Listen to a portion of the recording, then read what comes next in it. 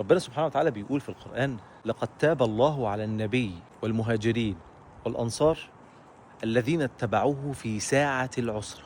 ساعة العسرة دي كانت مدتها 3 شهور. الآية دي نزلت في غزوة تبوك، وغزوة تبوك كانت من أصعب الغزوات اللي مرت على النبي والمؤمنين.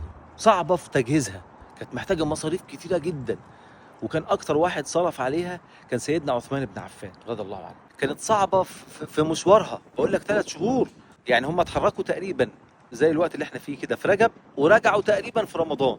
بس كان الجو حر جدا، المية معاهم خلصت والأكل خلص. بيقول لك كانت التمرة الواحدة بتلف على أكتر من راجل تمرة.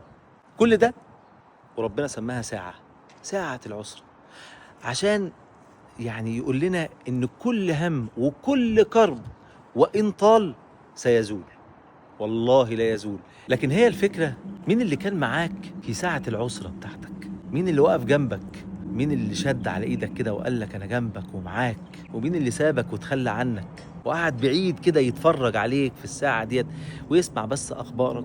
في الفرح أنا معاك، وفي الشدة روح وأنا هستناك. واوعى تزعل عليه، اوعى تزعل على شخص كنت حاطط له مكانه في قلبك ولما جاء وقت الشده ما لقيتهوش جنبك.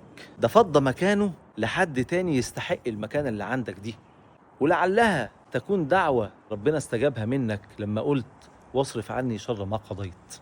وزي ما كومار قال: اي نفر انت هبه، امشي سوا سوا، بعدين انت مشكل، بعدين هو خلي انت في وسط الطريق، بعدين يجي انت فرحان مبسوط، خلي ولي.